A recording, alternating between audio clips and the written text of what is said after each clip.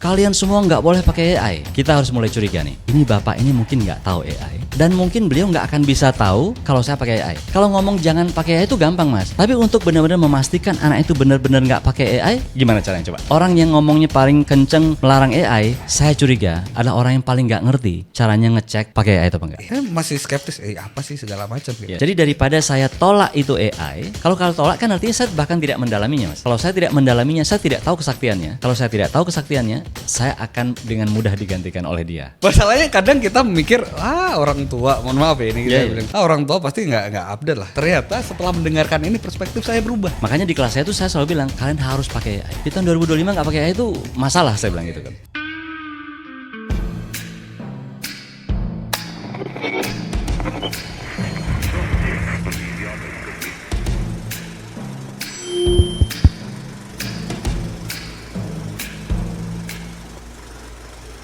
Sekarang kita sedang bersama salah satu sosok yang menjadi role model sebenarnya. Dan kalau bisa di polling gitu, salah satu dosen terfavorit di UGM mungkin beliau ini menjadi salah satu top of mind, dosen paling favorit di Universitas Gadjah Mada. Aduh. Bapak Imade Andi Arsana. Mas Danang, terima kasih. Gimana kabarnya? Kabar baik mas, luar biasa nih.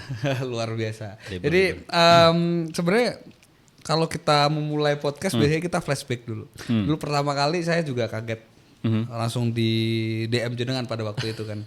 Mas Danang kapan ada waktu ayo kita sarapan bersama. Saya waktu itu masih ingat banget itu kita sarapan di UC ya. UC UGM terus akhirnya banyak belajar dan kemarin di beberapa episode sebelumnya dan episode setelahnya mungkin itu menjadi salah satu motivasi terbesar saya untuk belajar dari orang-orang yang lebih muda.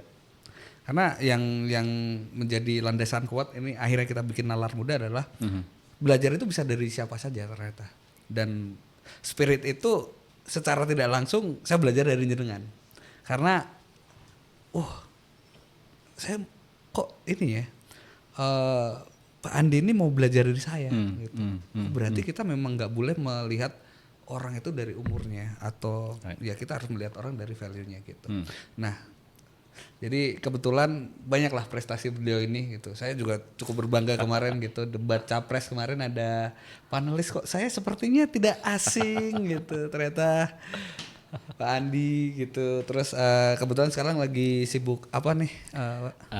Pertama ngajar tentunya karena dosen, terus saya kaprodi sekarang mas. Kaprodi berarti ngurus akreditasi. Kaprodi magister ya? Kaprodi magister teknik geomatika namanya. Teknik geomatika. Teknik geomatika di Fakultas Teknik ya. Itu berarti sama jurusan S1-nya geodesi? S1-nya teknik geodesi. Kami punya S2 namanya teknik geomatika. S3 juga teknik geomatika. Jadi saya megang yang S2-nya. Oke. Berarti itu masih satu family rumpun. Kalau kami nyebutnya satu departemen. Satu departemen ya. Kita punya 3 prodi berarti kan. Iya. Prodi S1-nya, S2-nya, S3-nya. Nah, S2-nya ini namanya teknik geomatika. Nah, saya udah 2 tahun ini lah megang itu. 2 tahun ini luar biasa gitu. Tapi dulu sempat juga memegang ini ya kantor urusan internasional ya. Betul. Saya di kantor urusan internasional selama 9 tahun mas. 9 tahun. Sampai akhirnya itu imigrasi masuk di UGM itu jenengan juga kan? Ya pada saat saya jadi kepala kantor internasional kami berhasil bekerja sama dengan imigrasi agar kantor imigrasi itu bikin kantor di UGM. Nah, jadi sekarang anak UGM itu bisa bikin paspor di kampus. Itu saya salah satu orang yang merasakan manfaat luar biasa di situ. Karena di mana-mana antri, kuotanya habis. Wah, ini privilege ini anak UGM gitu. Waktu itu paspor saya udah mau habis. Kayaknya ada kantor. Saya lihat postingan jenengan itu. Ini kalau mau bikin paspor atau perpanjang bisa. Oh, saya coba. Ternyata beneran bisa. Dan kebetulan di situ kan biasanya antri foto. Nah, di situ saya seneng banget. Bisa retake foto. Oh gitu. Karena nggak ada yang antri. Begitu ngelihat kurang bagus, retake. Biasanya kan foto paspor pertama itu ya udah seadanya karena antri di belakang kan. Nah di situ kita malah ngobrol.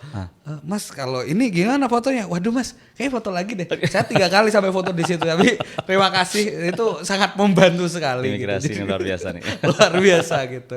Tapi hari ini kita bakal ngobrolin tentang hal yang mungkin banyak orang itu tidak mau membahasnya. Gitu. Terkait dengan gap generation, terkait dengan hal-hal yang menurut orang lain tuh tabu gitu. Ya. Nah saya tuh kepo dengan perspektif, sudut Yes. pandang, Yeah. terutama tentang kan kalau kita berbicara tentang mahasiswa, itu melihat dosen itu ya seseorang yang sangat sakral, Oke. sangat tidak bisa disentuh, Ya. atau memang ya panutan kita lah gitu. Ya. Tapi kalau kita ngomongin tentang perspektif dari dosen melihat mahasiswa itu seperti apa? Apalagi sekarang generasinya itu ya berbeda gitu. Ada yang bilang Gen Z, Ya. generasi strawberry segala macam. Nah kalau menurut Pak Andi gimana itu? Mungkin kalau dosen spontannya bilang ngeselin. Oh ngeselin. Nggak gini.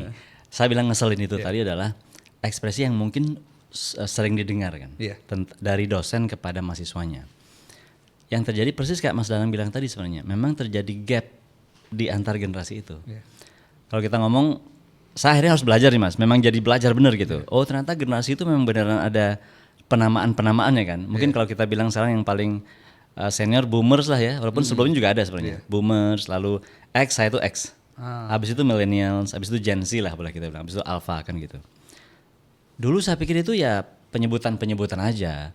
Tapi memang itu ada kategorinya yang ternyata beda. Nah masalahnya satu sekarang.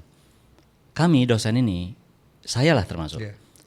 Nggak ngerti itu ternyata. Nggak sejelas itu kita mengerti bahwa memang generasi ini beda.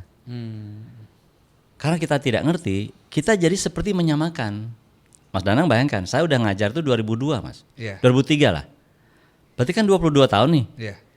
Imajinasi saya tentang mahasiswa sama seperti 22 tahun yang lalu. Iya. Mas Danang bisa bayangkan sekarang kalau kami itu berpikirnya kayak gitu. Pastilah generasi yang sekarang tuh kelihatan jelek banget. Iya. Karena imajinasi kita adalah kalau dulu nggak gitu ya anak-anak itu kan gitu kan ya. Jadi kegagalan memahami generasi yang berbeda itulah awal mula persoalannya menurut saya sih. Itu yang menyebabkan tuduhan-tuduhan segala macam itu terjadi gitu. Itu menurut saya sih gitu sih.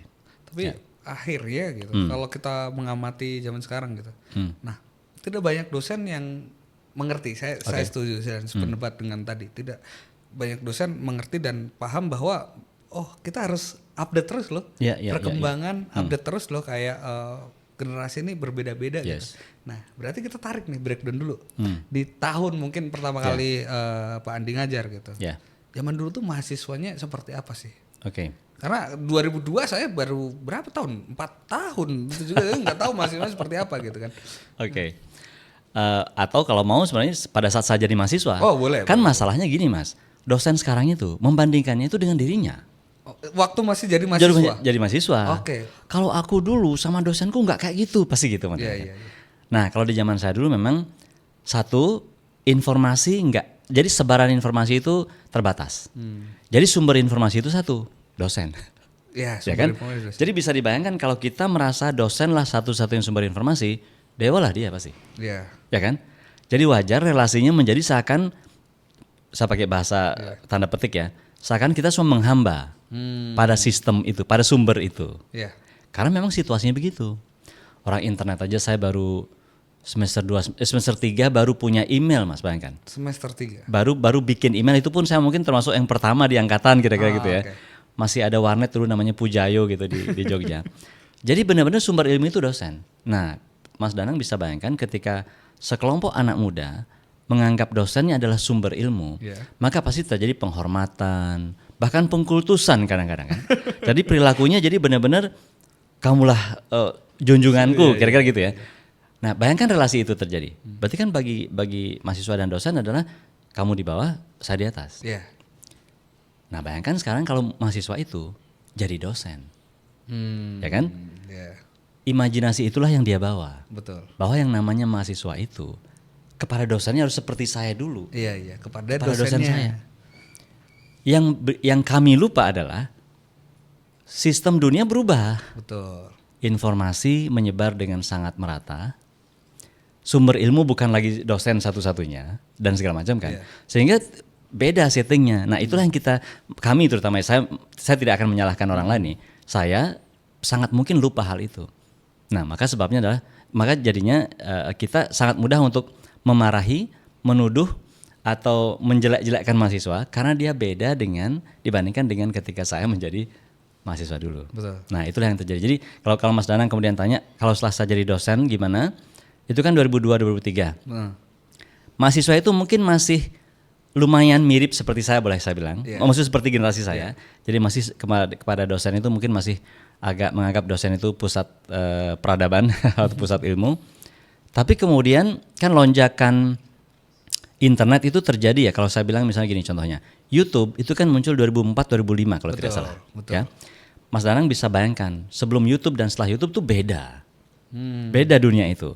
Begitu ada YouTube, mulai YouTube itu berkembang dan menjadi pusat ilmu, katakan ya pusat informasi.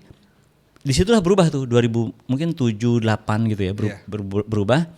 Maka generasi itu menurut saya akhirnya tidak lagi menjadikan dosennya sebagai pusat. Padahal dosennya nggak sadar itu. Itu yang menyebabkan kemudian seperti ada gap kan.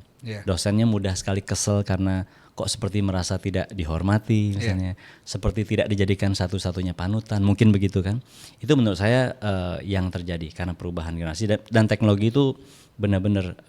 Jadi kan kalau kita guyonnya sekarang 2 years atau 3 years after YouTube. Kan gitu kita bahasa sekarang. Atau misalnya 5 years before Google gitu, atau 20 years after Google. Karena memang Google, YouTube itu jadi semacam apa ya? Kayak tembok yang benar-benar memisahkan dua dunia, kayak lompatan luar biasa tuh. Mungkin banyak orang nggak ngeh, karena anak muda sekarang mungkin nggak begitu ngeh ini. Kenapa kok anak-anak orang tua seperti saya susah banget paham kalian gitu ya, atau apa gimana? Karena kami tuh ada di balik sekat itu tadi, sekat Google sama sekat YouTube, kira-kira gitu kan. Belum lagi sekat media sosial sekarang, itu udah lebih dahsyat lagi. Kalau sekarang orang lihat ilmu, TikTok kan. Cukup ngelihat video 48 detik, dia bisa melakukan sesuatu loh. Contoh sederhana ya, saya ketika Ramadan tahun lalu, kami pengen tuh, saya orang Hindu yang ada di lingkungan Islam, kami pengen bikin takjil kan. Ya mau kontribusi lah supaya ini merasakan vibes-nya Ramadan. Tapi bingung mau bikin apa. Ponaan saya ngeliat TikTok, ngeliat video 48 detik atau 50 detik begitu tentang bikin es kuut tuh. Dengan 1 menit video itu, kami udah jadi keluarga toleran tuh pasti. Itu artinya lompatan informasi itu yang bikin, yang berbeda kemudian pandangan kami terhadap generasi. Artinya ini nanti bakal kita dalam banget kalau kita bakal sangkutkan dengan AI zaman sekarang segala macam gitu. Berarti ada kemungkinan nanti ketika generasi saya terutama, ini kan ada tadi ya sebelum Google, sebelum YouTube gitu. Mungkin ini sekarang AI luar biasa. Saya ketemu jenengan terakhir kapan ya? Selain di bandara ya, di eventnya Pak Andi yang apa itu? Yang lomba untuk anak-anak itu login itu, namanya. Login. Nah di situ kan baru pertama kali dikenalkan ChatGPT 4.0. Nah terus Pak Andi bayar tuh, bayar dan saya baru ngikutin sebulan 2 bulan setelah itu. Masih skeptis, apa sih segala macam gitu. Tapi Pak Andi ini salah satu sosok yang update sekali. Mungkin istilahnya itu early adopter lah. Iya betul. Artinya zaman sekarang kalau kita tidak adaptif, akhirnya sudah hilang gitu. Nah, ini kan pemikiran orang lain kan tidak selalu sama persis gitu kan. Akhirnya apakah ada kemungkinan juga hal itu akan terjadi, apalagi ke generasi saya? Yang besok akan melanjutkan legacy ini kan. Nah, ini menarik nih Mas Danang. Saya yakin ya orang tua sekarang yang ngomongnya misalnya aku tuh nggak kayak gitu dulu, yang gitu tuh, atau misalnya hidupmu sekarang enak nih, nggak kayak kami, kan sering dengar begitu kan? Itu beliau tuh sebenarnya juga mendapat ucapan yang sama dari kakeknya dulu, gitu kan? Nah, jadi yang saya selalu bayangkan itu, semua orang itu sangat mungkin terjebak menjadi generasi tua, generasi yang out of date. Semua orang tuh berpotensi jadi itu. Maka kita sebenarnya harus secara sadar melawan itu. Contohnya ketika ada AI, kita bicarakan. AI itu kan gini Mas, bikin orang terbelah kan pendapatnya, iya atau tidak, boleh pakai atau enggak segala macam. misal yang lebih ekstrim lagi, AI akan menggantikan profesi saya nggak? Nah, Kan itu gitu. dia, AI kan udah jelas menggantikan banyak profesi lain nih. Betul. Saya ditanya gitu sering banget. Dan jawaban saya kalau mohon maaf ya, kalau teman-teman banyak orang bilang gini, oh nggak mungkin AI itu menggantikan guru katanya. Iya. Karena beda mesin sama manusia itu. Iya. Manusia itu punya misalnya gini, ada rasa cinta, kepedulian dan segala macam, moral gitu ya. Mesin nggak punya. Oke, saya hormati pendapat itu. Iya. Saya tidak akan mau debat itu, Mas. Tapi daripada saya mengatakan mungkin diganti apa tidak diganti, mending saya langsung bilangnya, daripada saya memaksa atau misalnya bersikeras nggak akan diganti, mending sekarang saya memastikan aja supaya saya nggak diganti. Oke. Paham maksudnya ya? Iya.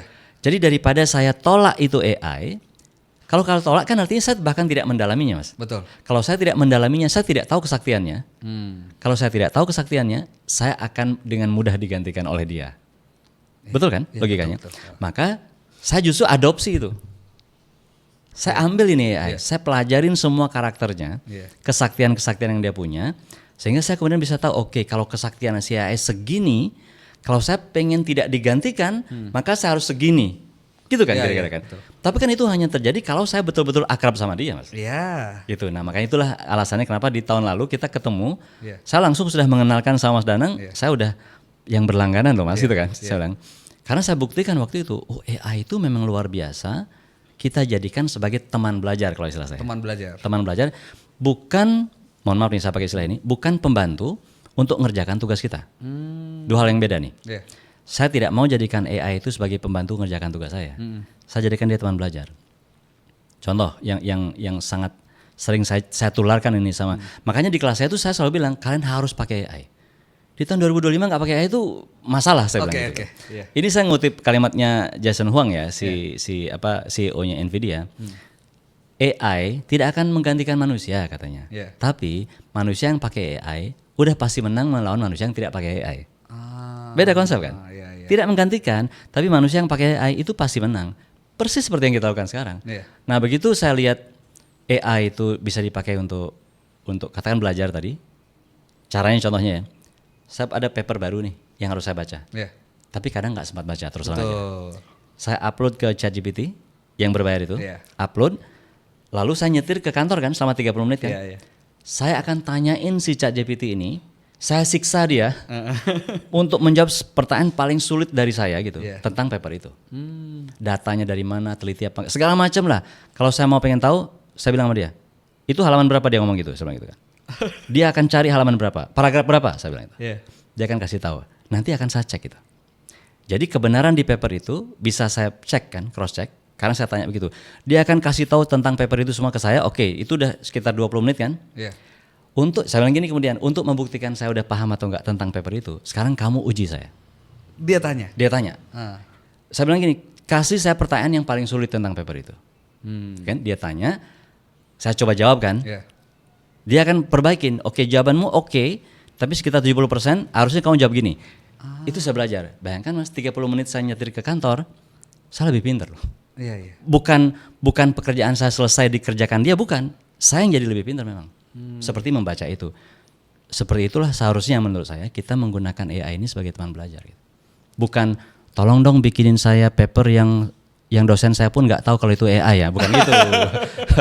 Itu sering Bukan terjadi. itu. Sering terjadi. Masalahnya kadang kita mikir, orang tua, mohon maaf ya ini kita bilang, orang tua pasti nggak update lah. Ternyata setelah mendengarkan ini perspektif saya berubah. Ya, tapi satu lagi Mas, memang nyun sewu, Iya. ada banyak orang tua yang nggak update. Iya. Contohnya gini, kalau jenengan denger ya, ada dosen bilang kalian semua nggak boleh pakai AI. Iya. Oke, kita harus mulai curiga nih. Ini bapak ini mungkin nggak tahu AI, Iya. dan mungkin beliau nggak akan bisa tahu kalau saya pakai AI. Paham maksud saya? Iya, iya. Kalau ngomong jangan pakai AI itu gampang Mas, tapi untuk benar-benar memastikan anak itu benar-benar nggak pakai AI, gimana caranya coba? Orang yang ngomongnya paling kenceng melarang AI, saya curiga adalah orang yang paling nggak ngerti caranya ngecek pakai AI atau enggak. Iya, iya. Karena akhirnya dia nggak tahu. Betul, dia nggak tahu karena bagian kalau misalnya atau jangan lebih ini lagi, lebih curang lagi. Iya. Dia pakai AI, muridnya nggak boleh. Bisa jadi juga gitu. Tapi ini menarik tadi tentang pernyataan jenengan yang mahasiswa saya wajibkan pakai AI. 2025 kalau nggak pakai AI mau gimana gitu. Nah, ketinggalan banget. Akhirnya kan masa depan pendidikan kita ini seperti apa gitu? Apakah perkuliahan masih dapat? Kalau tadi pertanyaannya adalah apakah profesi dosen ini akan tergantikan dengan AI? Nah, kira-kira kalau kita sedikit merefleksikan masa depan gitu. Pembelajaran ke depan itu seperti apa? Loh, semuanya pakai AI. Mahasiswa pakai AI, dosen pakai AI. Kalau kita kembali ke beberapa tahun yang lalu, dosen itu bukan tutor. Dosen itu adalah partner belajar kalian. Biasanya saya masih ingat betul seperti itu. Nah, akhirnya ketika ada satu entitas baru, AI ini, gimana belajarnya akhirnya? Yang paling aman mungkin jawabannya adalah sekarang kita punya orang ketiga atau pihak ketiga yang menjadi partner juga. Dosen itu masih saya yakin sebagai partner belajar. Ada tapinya. Kalau dia cukup mampu untuk beradaptasi dan meningkatkan kemampuannya sehingga dia layak jadi partner. Oke, gitu ya. Bahwa dosen itu tetap ada karena sistem hukum jelas lah. Kenapa? Karena kan Mas Danang tetap perlu ijazah. Betul. Kalau perlu ijazah ya. Karena kalau begitu perlu ijazah, berarti perlu sistem pendidikan formal. Berarti perlu dosen, itu udah pastilah. Tapi kan sebenarnya perlu nggak perlunya itu kalau kita ngomong soal ini kita nggak ngomong resmian administratif ya. Kalau saya misalnya bertanya, Mas Danang perlu nggak sih sebenarnya kehadiran dosen untuk belajar sesuatu? Jangan-jangan jawabannya, mohon maaf ya, sebenarnya nggak perlu. Karena begitu saya tekun tadi di kafe sambil minum kopi, lalu benar-benar belajar serius sendiri, itu sebenarnya sudah cukup misalnya. Berarti kan nggak perlu dosen di situ. Jadi secara formal tetap akan perlu, mungkin dalam waktu yang cukup panjang sebelum pendidikan kita diubah secara radikal ya. Tapi kalau secara de facto belajar, peran dosen akan makin kecil. Saya harus jujur aku ini. Tapi kapan si dosen ini akan bisa tetap jadi partner? Itu tadi jawabannya kembali. Kalau dia benar-benar secara serius meningkatkan kemampuannya, yang setara dengan AI, atau dia bisa mengisi lubang-lubang yang AI nggak bisa. Misalnya contohnya, ngomong motivasi gitu tadi ya, atau segala macam yang lebih filosofis tuh, dia harus mau begitu sekarang. Tentang misalnya kalau AI, apakah betul seorang dosen itu bisa secara filosofis menjelaskan AI itu apa dan kenapa kamu pakai atau tidak pakai? Bisa nggak dosen itu menjelaskan itu kepada mahasiswanya sehingga mahasiswa kemudian oke, ini hal baru bagi saya. Kalau dia nggak bisa di level itu, sorry, kami akan tergantikan pasti itu. Nah, kalau saya sekarang lihat, berarti di satu sisi secara administratif mungkin dosen nggak perlu khawatir karena kayaknya sampai 100 tahun juga masih dipakai. Tapi secara de facto kita merasa wajib untuk khawatir dalam hal peran kita akan makin kecil, makin marginal gitu. Dan terutama sih gini, untuk hal-hal yang rutin gitu ya. Kalau dosen masih mengambil peran, aku nih pentransfer ilmu dari buku yang kubaca lalu ku sampaikan ke mahasiswa, udah obsolete itu, nggak bisa dipakai. Itu kan pandangan kita dan proyeksi kita untuk beberapa tahun ke depan kita. Tapi hari ini juga gitu. Nah, saya sebenarnya lebih kepo gitu karena terima kasih juga gitu. Pak Andi ini adalah salah satu orang yang memberikan rekomendasi saya untuk lanjut S2. Akhirnya terima kasih saya keterima di satu kampus juga gitu. Salah satu rekomendasinya dari beliau gitu. Terima kasih. Tapi akhirnya kan ini perspektif saya balikan kepada mahasiswa gitu. Mahasiswa tuh sering takut. Oke. Kita sadar betul tugas itu kita pakai AI gitu. Nah, akhirnya kalau untuk zaman sekarang kita mengerjakan tugas segala macam. Ini lebih ke teknis aja. Cross checknya seperti apa? Orang ini pakai betul tadi jenengan sampaikan bahwa ayo bikin promnya ya. Ayo bikin tugas tapi jangan sampai ini dosen tahu kalau kita pakai AI gitu. Nah, akhirnya kan ini berusaha biar nggak kelihatan, dosennya juga nggak kalah pinter nih. Akhirnya sistem penilaiannya sekarang seperti apa? Karena ini berbeda dengan beberapa tahun yang lalu, mungkin tulis tangan, mungkin dulu saya skripsian masih zamannya kita buka Google, masih zamannya kita buka buku. Nah, sekarang kan kalau kita membuat tugas selesai dalam hitungan menit, jam. Nah, itu cross-check-nya untuk sistem penilaian terutama seperti apa gitu. Nah, ini menurut saya memang yang ketika tadi ada orang bilang dosen itu makin lama makin nggak perlu, sesungguhnya di sinilah tak perlunya sebenarnya. Ya kan, sebagai orang yang memagari, menjaga, memelihara integritas. Itu sebenarnya sekarang perannya dosen itu. Tapi juga konsekuensi dari kenyataan itu adalah dosen harus makin pintar, kan gitu ya, makin telaten dan makin tahu teknologi, kan gitu tadi intinya tuh. Jadi tidak cukup mengatakan jangan pakai AI. Loh, kalau kamu juga nggak bisa ngecek mereka nggak pakai AI gimana, kan gitu kan ya. Akhirnya itu satu ya, harus meningkatkan kemampuan. Kedua, bagaimana caranya ngecek itu tadi kan.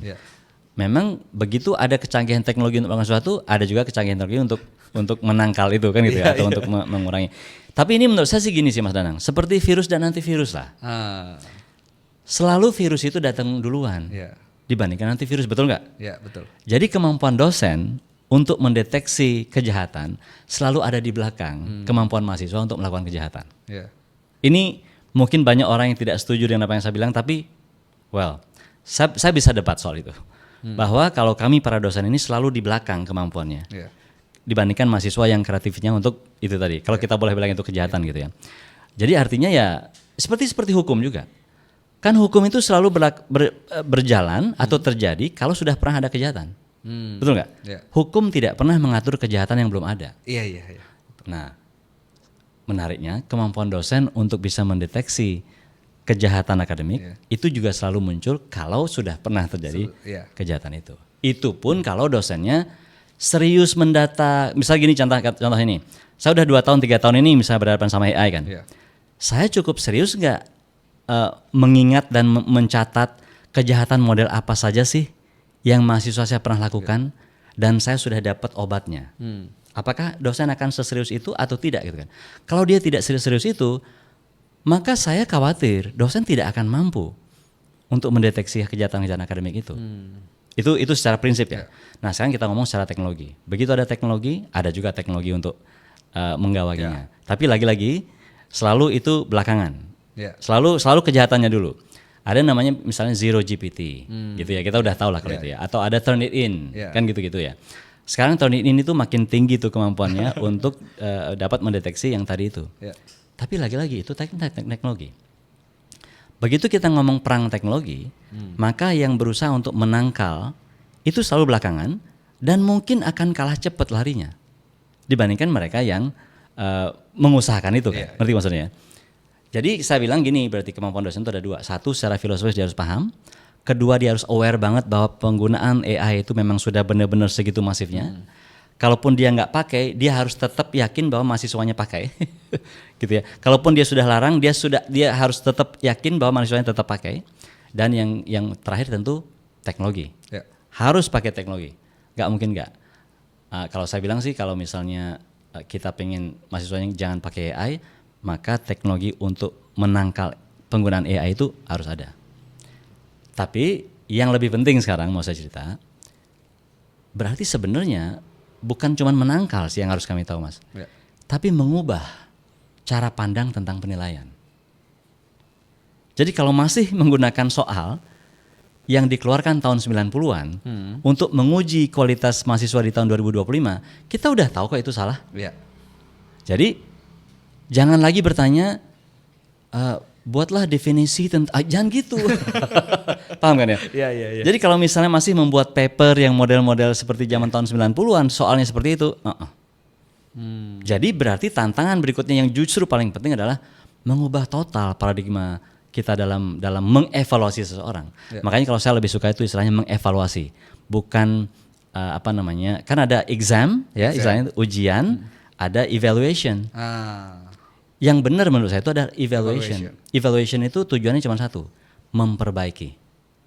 Tidak menuduh kamu salah, kamu benar. Itu exam kalau itu. Exam itu tujuannya adalah kamu salah, yang benar ini. Tapi kalau evaluasi nggak begitu. Oke, kamu sudah mengerjakan ini. Kalau kamu meningkatkan, diginiin ya. Lebih ramah gitu. Jadi ke depan harusnya seperti itu sih arahnya. Tapi ini saya tahu ya, apa yang saya omongkan ini kan konsep teoritis yang kalau nanti diimplementasikan ke sistem nggak akan semudah itu. Karena ini kan seperti menarik gerbong yang sangat panjang yang sudah lama, ada yang karatan juga misalnya gitu. Jadi itu saya kira sih challenge-nya ke depan situ sih. Ini menarik tadi terkait dengan soal dan teknologi. Kemarin di tahun lalu saya masih ingat betul gitu, di kita coba sebut aja ya, kampus tetangga kita, bukan tetangga juga sih maksudnya. Tetangga kita sama-sama Depok tapi di Jawa Barat. Universitas Indonesia itu kan waktu seleksi masuknya itu dulu terkenal dengan SIMA AI karena gara-gara ada yang melakukan kecurangan di situ dengan AI gitu. Apalagi kemarin berita ini tentang UTBK yang kemarin banyak sekali kecurangan yang itu nggak pernah terpikirkan sebelumnya. Makanya kenapa kita berdiskusi ini sebenarnya ya tadi sebenarnya sudah sedikit banyak dijawab terkait ya cara penilaiannya mungkin ya harus diubah total gitu. Makanya tentang kecurangan UTBK yang kita nggak terpikir ternyata ada teknologi kamera di behel juga gitu. Betul itu. Itu shocking. Iya. Ternyata kemajuan udah sejauh ini gitu. Kita sebagai manusia ini harus gimana lagi gitu. Iya. Saya kalau saya lihat itu gini Mas. Memang ini pasti panjang ya. Pasti ini kompleks banget lah. Saya tidak akan sok-sokan menyelesaikan masalah itu. Tapi saya mau menarik ke belakang Mas, ke hal yang lebih mendasar. Mas Danang sebagai content creator menggunakan ChatGPT. Betul kan ya? Untuk bikin skrip yang bagus dan segala macam. Dan itu Mas Danang mungkin juga happy dengan hasilnya kan. Jadi faktanya untuk bekerja yang nyata kita menggunakan AI. Dan itu tidak salah, itu benar, itu bagus, itu ada hasilnya dan bahkan ngasilin duit. Itu fakta. Kalau kita tarik ke belakang, pendidikan itu untuk apa sih sebenarnya gitu ya? Secara pragmatis kan pendidikan itu untuk membuat orang nantinya bisa bekerja salah satunya, lalu menghidupi dirinya dengan baik. Betul kan? Betul. Kalau dia menghidupi dirinya memang menggunakan AI dan itu hal yang normal, kenapa proses pendidikan itu mengharamkan AI misalnya? Kan bukannya pendidikan seharusnya adalah model kehidupan itu sendiri kan? Yang akan nanti diterapkan dalam kenyataan sehari-hari. Ini saya tanyakan pada diri sendiri nih. Kok rasanya tidak adil ya atau aneh nggak sih kalau mahasiswa tidak boleh tidak saya bolehin pakai AI, tapi dalam kenyataan hidup kita ini semua pakai dan memang kita terbantu oleh itu. Ngerti maksudnya? Jadi sengaja bikin tembok yang tebal antara dunia pendidikan dan dunia nyata. Bukannya ini yang sebenarnya paling kita takutkan dari dulu, yaitu pendidikan itu gapnya sangat jauh dibandingkan kenyataan. Masih ingat itu kan? Ketika ada orang yang lulusan katakan UGM lah gitu ya, susah cari kerja karena kenyataannya katanya terlalu jauh apa yang terjadi di industri dengan apa yang diajarin di kampus. Kan gitu, kita pernah dengar itu kan. Usaha untuk menjauhkan mahasiswa dari AI ada usaha yang sangat serius untuk mempertebal tembok itu menurut saya. Gap itu kita panjangkan. Bukannya berarti kita dengan serius membuat dosa sendiri sekarang gitu. Tapi anyway, itu adalah pemikiran saya Mas ya. Saya tidak yakin sih itu akan benar-benar bisa terjadi. Tapi intinya begini berarti, kalau kenyataan hidup kita itu menggunakan satu teknologi dan itu boleh, sebaiknya kita pikir ulang gitu ya. Kalau pendidikan itu kita pisahkan dari teknologi itu.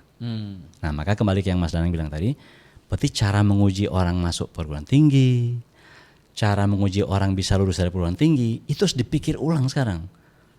Tidak boleh lagi menggunakan cara-cara lama yang itu kemudian terlalu mudah dikerjakan oleh AI. Kan masalahnya gini, begitu cara menguji kita udah kita pastikan itu, lalu begitu AI bisa membantu orang menyelesaikan ujian itu, solusinya adalah AI-nya kita buang.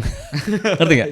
Kenapa tidak cara mengujinya ini yang kita perbaikin agar AI tetap bisa dipakai seperti halnya merefleksikan kehidupan itu sendiri. Itu menurut saya itu adalah hal yang serius memang ya, tidak akan selesaikan dalam waktu 2-3 hari, tapi harus dipikirin benar bahwa memang itu harus kita ubah. Tapi saya juga tahu bahwa para senior yang saya hormati itu kadang-kadang bilang, misalnya kalau kita tidak ajarin mereka berpikir nalar secara manual, mereka akan instan hidupnya kan. Benar kalau itu menurut saya. Berarti kan tetap harus kita ajarin, tapi bukan dengan cara jangan pakai AI. Terlalu sederhana menurut saya itu solusinya gitu loh. Harusnya berarti AI kita integrasikan, tapi gimana caranya kita mengajar sekarang agar nalar mereka tetap jalan. Kan gitu kan. Sekarang masalahnya pasti tahu nih. Di Amerika misalnya ada pekerjaan baru namanya prompt engineer. Betul. Yang dicari itu bukan orang yang pintar melakukan sesuatu, tapi yang pintar bertanya, ya kan? Ya. Barang siapa yang bisa bertanya dengan sangat keren, Sehingga nanti AI bisa menjawab dengan sangat bagus hasilnya. Itulah yang di hire sekarang. Berarti kan kita sekarang harus menciptakan orang-orang yang nalarnya sangat bagus. Nalar muda nih. Yang nalarnya sangat bagus sehingga dia bisa bertanya pada AI dengan cara yang sangat keren sehingga hasilnya nanti bisa keren. Itu harusnya arahnya sih pendidikan konversasi. Ya, akhirnya ya tadi sistem untuk seleksi, evaluasi, penilaian dan lain sebagainya itu kan ya perlu kita adaptasi lah ceritanya seperti itu. Setuju, Tapi kita flashback ke zaman mungkin Pak Andi dulu kuliah gitu ya. Saya pernah baca-baca ini klarifikasi saja. Biar kayak di podcast biasanya gitu kan. Kalau nggak salah saya pernah baca Pak Andi pernah dapat IP 1,2 ya. Iya, benar. Itu gimana tuh cerita itu? Aduh, mungkin setiap orang tuh ngalami atau bukan setiap orang sih, banyak orang yang ngalami masa-masa terjun bebas dalam hidupnya ya, kayak jahiliyah lah gitu. Saya di semester 4-5 kalau nggak salah itu. Itu entah gimana mas ceritanya, pokoknya lagi down aja, lagi malas belajar. Pacaran terus, ya. Untung pacaran sama Bu Asti sekarang ya. Dari istri ya. Jadi nggak masalah gitu. Itu benar-benar saya sangat kacau, jadwal kuliah segala macam lah kacau lah pokoknya. Termasuk ini ujian nggak datang. Oke. Salah jadwal lah gitu. Singkat cerita IP saya jadi 1,2 waktu itu. Tapi ya gimana lagi mas, memang fakta kan. Ya udah saya kemudian mencoba bangkit lah, nggak mudah pasti. Nah memang saya beruntung, orang tua saya itu, mungkin ini tambahan juga karena beliau kan nggak sekolah ya, nggak berpendidikan formal ya. Jadi nggak tahu menau lah gitu kira-kira gitu kan. Saya ngomong IP-nya 3,5 atau 1,2 itu mungkin beliau juga nggak begitu nggak. Akhirnya beliau tidak menjudge, tidak marah. Teman-teman saya di kos juga nggak terlalu, ya oke aja mendukung gitu. Pacar juga tidak negatif responnya. Nah saya beruntung sehingga saya kemudian bisa bangkit lah untuk kemudian pelan-pelan ini. Jadi memang mengalami kekacauan lah gitu. Itu 2000 itu tahun berapa itu ya? 99 mungkin atau 98. Ya plus kan reformasi segala macam jadi ada alasan lah tidak kuliah karena demo. Sebenarnya juga ya setiap orang ya tadi hampir semua orang memang seperti itu. Tapi ada satu postingan yang menarik terkait dengan reformasi tadi. Ini ada posisi waktu Pak Andi dulu ikut demo itu di mana itu? Iya, itu di Geraha Sabah. Oh di Geraha Sabah. Geraha Sabah waktu kita long march yang terkenal long march Mei tahun 20 Mei 1998. Itu long march yang terbesar lah di zaman itu ya di Jogja ya. Kami dari Geraha Sabah ke alun-alun, lalu balik lagi. Yang orasi waktu itu Sultan segala macam lah. Jadi saya sebenarnya tidak istimewa mas, karena semua orang begitu kan, semua orang memang jadi aktivis gitu. Jadi sangat menarik lah waktu itu. Saya merasa senang lah jadi bagian dari sejarah itulah. Tapi akhirnya ya luar biasa perjalanan panjang sekali. Tadi kita sampai ngobrolin AI gitu. Tapi sebenarnya apa sih motivasi terbesar atau sebenarnya apa yang membuat Pak Andi sampai seperti sekarang, atau mungkin ada role model tersendiri terkhusus, pesan apa atau hal apa yang membuat terutama Pak Andi ini tetap update gitu terhadap perkembangan teknologi dan perkembangan zaman seperti itu. Mungkin saya agak cerita sedikit dulu tentang pemilihan saya akan profesi ya mas. Saya kan waktu lulus UGM tuh kerja di Unilever. Nggak ada hubungannya sama geodesi. jadi sales ya. Habis itu di Astra jadi programmer. Lalu pindah ke UGM. Jadi saya dengan sadar tuh jadi guru tuh adalah pilihan sadar saya. Itu sebenarnya momen pentingnya. Dan saya didukung oleh bapak saya dengan segala macam drama waktu itu. Tapi akhirnya beliau mendukung. Nah berarti saya merasa jadi guru ini pilihan mas. Pilihan. Bukan karena diperintah. Bukan karena misalnya di luaran nggak laku gitu ya. Nah karena sudah pilihan, berarti kan konsekuensinya ya saya harus kerahkan energi dong untuk ini kan. Maka itu jadi motivasi utama. Berarti kalau nanti saya jadi guru karena saya sudah benar-benar udah meninggalin Astra, ninggalin Unilever, lucu banget kalau saya sampai nggak gunakan energi saya kan. Jadi itu motivasi terbesar. Yang kedua, saya kan memang suka ini mas, kayaknya energi saya itu berasal dari interaksi dengan orang lain. Makanya Mas Danang bisa bayangkan, saya yang jauh lebih tua dari jenengan tiba-tiba DM, saya pengen belajar gitu. Itu kan karena memang energi saya tuh munculnya dari interaksi dengan orang lain kan.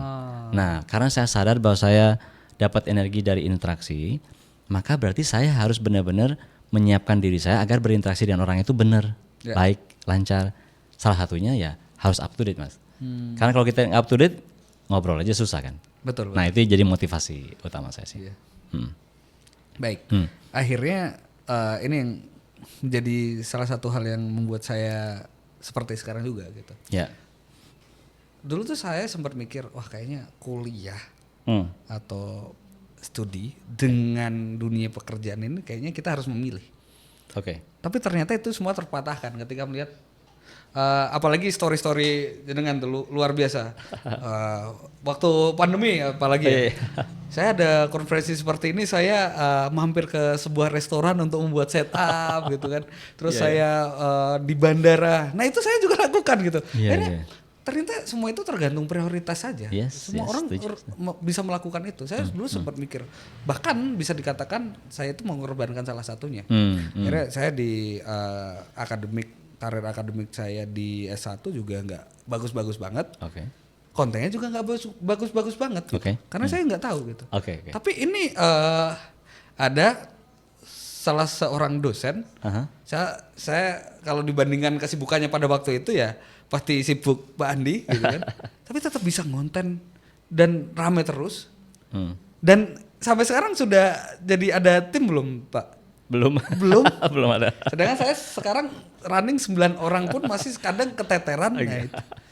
Nah itu gimana itu? Rahasianya itu sebenarnya apa untuk membuat seperti itu? Tapi menarik tuh, Mas. Saya kan awalnya penulis ya. Betul. Penulis itu kan yang dicari apa sih? Momen, event, kejadian kan. Ternyata makin ribet hidup kita, makin makin dramatis dramanya gitu, makin banyak ceritanya kan. Jadi itu bisa menjadi motivasi, sumber inspirasi sebenarnya. Contohnya nih, saya mau ke Australia kan, berangkat katakan 1:30 dari Bandara Kulon Progo. Saya punya kelas jam 9, misalnya kan. Kalau misal orang lain gitu ya, yang cukup normal, hidupnya cukup tertata, udahlah nggak usah kuliah.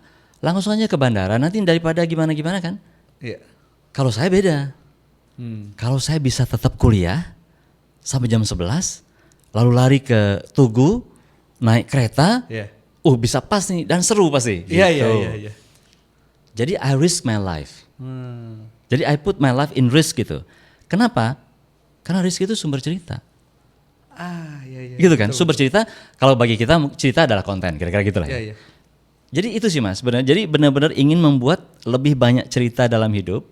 Karena kan tadi saya udah bilang, saya sukanya tuh bercerita, berinteraksi. Kalau kita nggak punya yang kayak gitu-gitu tuh garing kan. Nah, jadi motivasi salah satunya adalah membangun kumpulan cerita dalam hidup, sehingga risiko-risiko itu kemudian ya udah saya tempuh aja. Kalau masalah energi, saya bersyukur ya. Kalau misalnya masalah kesehatan, terutama saya bersyukur banget. Saya termasuk sangat jarang sakit. Itu saya syukuri sekali. Dengan kesibukan segala macam tuh. Contohnya kalau 2 hari yang lalu itu jam 7 rapat, jam 8 interview, jam 9 sampai jam 11 syuting untuk bikin MOOC. Kemudian jam 11 sampai jam 12.30 itu rapat lagi. Jam 1 mengisi di Fakultas Kedokteran Gigi misalnya gitu kan. Sampai jam 3 interview, jam 4 interview, jam 5 coaching. Jam 7 ada kegiatan lagi, jam 9 ngisi kuliah di UN. So it is one day. Nah, jadi saya syukuri tentang kesehatan satu lagi. Tapi yang lebih penting, balik yang tadi, saya menyukai produksi cerita. Nah, yang bisa memproduksi cerita dengan dramatis dan baik adalah putting your life in risk, dalam risiko gitu. Itu inti dari semua itu gitu. Iya betul sih. Terkadang kita kalau mikir, wah cerita ini kayaknya biasa aja. Tapi ketika kita bisa kemas menjadi sesuatu hal yang dramatik, itu malah jadi konten yang luar biasa. Dan saya juga yang masalah bandara kemarin saya sempat ngikutin jenengan itu ada ini ya flag dari Adi Sucipto. Itu yang dengan Citylink itu gimana itu ceritanya kemarin itu? Kan saya harusnya terbang jam 8.20. Menurut boarding pass yang udah saya print, bayangkan udah di print 8.20 kan, berarti boardingnya itu 7.50. Betul kan? 8.20. Iya, 30 menit sebelum. 30 menit ya, kan? 7.50 lah. Iya. Nah, Mas Danang kita kan tahu kan bandara. Iya. Ada Sucipto lagi. Iya. Sepi, deket, gampang. Masuk aja itu. Oke. Iya. Sehingga memang saya kan udah tahu dari tadi. Saya suka mepet-mepet karena memang segala risiko itu saya ambil dan saya kerjakan banyak hal dulu di rumah. Iya. Saya diantar oleh Bu Asti istri saya ke bandara naik motor. 7.48. 7.48. Oke. Itu memang mepet dengan 7.50. Betul itu saya akui mepet. Tapi 2 menit itu sangat cukup untuk sampai di sana. Karena saya udah check in segala macam untuk sampai situ. Dan kan kalau 7.50 baru mulai boarding, itu akan masih ada waktu banyak, panjang. Itu paling enggak 15 menit pasti akan ngantri. Betul. So it was very aman lah menurut saya. Iya. Sampai situ Mas. Tahu apa yang jadi? Pesawatnya udah pergi. Pesawatnya ternyata maju, berangkat itu jam 8. Jam 8. Bahkan ada yang bilang 7.55 itu udah take off. Saya shock dong. Iya. Saya kan mau ngajar di LPDP itu di Betul. Jakarta. Iya. Tapi kan berusaha tenang. Sama mbaknya di situ saya tidak mau dilayani dalam arti Bapak langsung aja ke counter customer service. Sudah saya datang ke situ kan saya cerita segala macam. Bagi saya berusaha tenang aja. Saya panik sebenarnya karena nanti saya berarti nggak jadi ngajar di Jakarta. Terus biasa dia kan bilang mohon maaf Pak, Bapak soalnya telat. Saya tunjukin aja Mas ini boarding passnya. Iya. Saya bilang waktu itu kalau jenengan merasa saya salah atau gimana, saya mau ngobrol sama bosnya. Kontakin saya dengan bosnya. Biar saya ngomong. Saya berusaha tidak memaki siapapun di situ. Ya, tapi saya berusaha dengan begitu firm mengatakan, oh sebentar Pak katanya. Begitu dia cerita, cek, minta maaf, salah memang. Yang terjadi ternyata memang pesawat itu dimajukan Mas. Pesawat dimajukan. Dimajukan gitu. Jadi sistemnya yang tidak di-update. Iya. Harusnya sistemnya itu tidak lagi 8.20. Ya. Gitulah pokoknya saya nggak tahu gimana. Ya sudah kalau begitu saya terima kasih karena sudah dia ngaku dia salah dan tiket saya diganti hari itu juga tapi jam 11. Yang artinya mepet banget nanti sama saya kan ngajar jam 2 tuh. Oh iya. Dari Soekarno-Hatta atau dari Halim ya? Halim. Tapi anyway singkat cerita saya juga akhirnya ngajar dengan sangat baik. No problem, nggak ada masalah. Tapi kan bagi saya menyelesaikan masalah itu on the spot itu saya hargai. Tapi bahwa ini adalah perusahaan serius, saya juga harus dengan serius. Saya kirimlah email kepada Citylink dengan sangat baik gitu ya, mengatakan apa yang terjadi. Mereka dengan segera minta maaf dan mereka mengakui itu kesalahan mereka. Dan saya kemudian ditemui dari Jakarta tuh timnya datang ke Jogja untuk ya ngobrol minta maaf dan kemudian ngasih istilah mereka tuh recovery service, tiket gratis. Nah, jadi moral of the story adalah lakukan saja sesuatu itu kalau mau komplain saja dengan data yang baik, bahasa yang baik segala macam. Nah ini untungnya kita punya network Mas. Di Twitter, di apa tuh kalau kita up dikit kan dia mungkin mikir juga kan. Iya, betul. Tapi kita jangan memaki di situ menurut saya. Lakukan aja dengan baik dan itu akhirnya ini kok mereka merespon dengan sangat baik sih. So far sangat oke gitu. Jadi itu kan pengalaman juga tuh ya. Itu luar biasa sih. Ya saya tuh sebenarnya kenapa ya nggak tahu ini apakah hal yang aneh atau gimana. Saya tuh seneng sekali ketika melihat satu aplikasi di HP, Google Calendar. Oke. Nggak tahu kalau orang banyak lihat seneng buka TikTok, saya seneng buka Google Calendar. Karena saya ketika melihat Google Calendar itu jadi lebih penuh dan bagaimana? Kenapa? Nggak tahu itu jadi satu semangat untuk saya aja gitu. Dan saya selalu bilang ke Ica manajer saya itu, ya udah apapun update. At least itu meeting apapun itu jadi salah satu boost untuk saya gitu. Jadi wah iya betul, memang itu jadi sebuah cerita yang unik dan kadang ya kalau kita meluapkan sebuah energi kita hanya untuk marah-marah aja, mungkin ya kayak free ticket tadi kita nggak bakal dapat dan benefit lain sebagainya, mungkin relasi dan lain sebagainya. Dan saya setuju juga terkait dengan story gitu atau cerita. Setiap orang punya cerita gitu. Betul. Apalagi ketika kita mau konten, setiap orang punya cerita yang menurut kita biasa aja, mungkin menurut orang lain itu berharga gitu. Betul. Itu yang saya rasakan sekali kayak ya udah kita konten-konten kampus aja sih ngapain gitu. Tapi setiap tahun pasti ada orang yang berterima kasih, entah itu orang tua, entah itu mahasiswa, calon mahasiswa. Mas Danang terima kasih saya terbantu lewat kontennya. Sekarang saya sudah kuliah di UGM, di UI gitu. Itu yang membuat lebih fulfill. Setuju banget. Ya, mungkin kita akan lanjut ke segmen namanya Rapid Fire Q&A. Alright, oke. Jadi nanti ada beberapa pertanyaan. Jadi nanti di pertanyaan itu boleh dijawab cepat Siap. antara dua pilihan, ya boleh dipikir dulu, tapi waktunya hanya 1 detik. Oke. Oke, baik. Oke, jadi mungkin saya mulai dari pertanyaan pertama ya. Oke, pertanyaan pertama, debat terbuka di TV atau webinar 3 jam nonstop? Terbuka di TV. Terbuka di TV. Oke. Ngajar atau riset? Ngajar. Oke. Milih ngajar mahasiswa rajin atau ngajar mahasiswa kritis? Kritis. Kritis. Dosen keren atau dosen bijak? Bijak lah, bijak. Bijak. Karena kalau bijak bisa keren. Oh betul. Oke. Nulis buku bestseller atau video edukasi yang viral? Jujur Mas ya, Iya. saya pengen banget nulis buku. Pengen banget nulis buku. Dan itu belum kesampaian. Ya, Buku ya. buku. Oke. Ngoreksi UAS atau jadi dosen pembimbing? Pembimbing. Karena ngoreksi UAS Aduh. banyak ya. Tapi UAS itu ya, mahasiswanya benci, dosennya benci juga. Tapi harus dilakukan itu. Ini perfect ini Pak. Oke. Jadi narasumber tiap minggu atau jadi penguji tiap hari? Narasumber tiap minggu. Narasumber tiap minggu. Karena nggak perlu muji. Ah betul.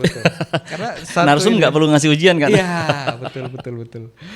Makan di kantin bareng mahasiswa atau ngopi di ruang dosen sendirian? Bareng mahasiswa lah. Bareng mahasiswa. Ya.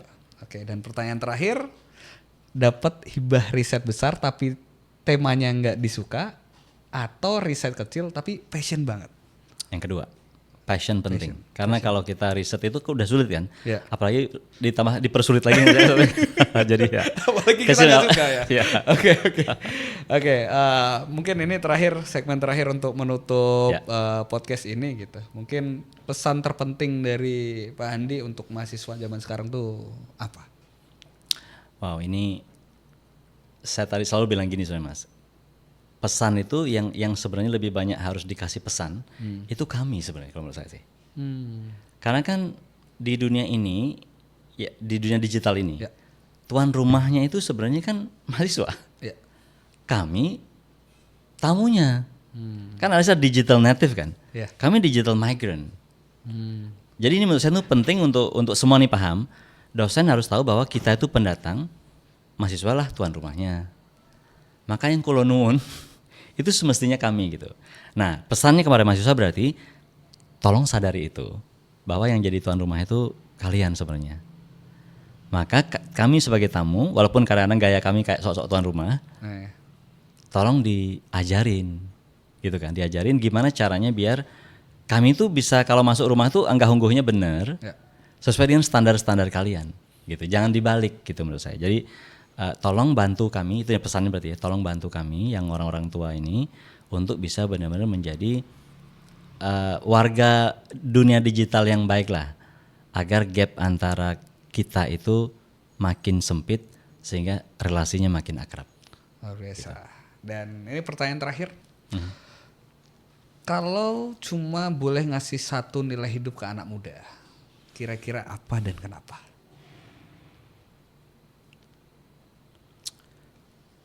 Jangan menyerah, karena tidak ada memang sesuatu itu langsung berhasil Mas. Ini kedengarannya klise, tapi makin tua saya makin paham Sabah itu memang benar. Ya. Jangan menyerah itu bisa diterjemahkan macam-macam tuh. Ngerjakan ujian, belajar, baca tumpukan buku yang tebal. Itu intinya berarti kuncinya itu jangan menyerah. Karena nggak ada sesuatu yang bisa diselesaikan secara instan sebenarnya. Kayak dunia ini kan kompleks. Kalau kita nggak mau mempelajari sesuatu yang kompleks, sebenarnya Ya. kita nggak bisa menguasai hidup dengan baik di dunia ini. Kira-kira gitulah. Jadi jangan menyerah karena tidak ada sesuatu yang instan dan semuanya itu at the end of the day harus dikerjakan dengan komprehensif lah gitu ya. Itu saya sampaikan ke anak muda. Luar biasa. Imade Andi Arsana Bulik. Tepuk dulu. Thank you. Luar biasa.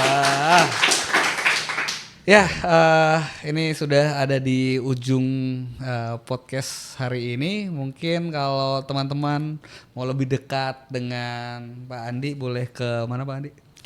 Kalau Instagram, Ya, @madeandi. @madeandi. YouTube saya sebenarnya ada juga, walaupun agak mati suri sekarang. YouTube saya namanya seperti nama saya, Imade Andi Arsana. Silahkan visit. TikTok. TikToknya Keluarga Arsana. Keluarga Arsana. Jadi saya jadikan keluarga sekarang. Oke, Iya. karena harta yang paling berharga adalah keluarga. keluarga. Terima kasih sudah menonton podcast Nalar Muda. Sampai jumpa di episode-episode selanjutnya. Bye-bye.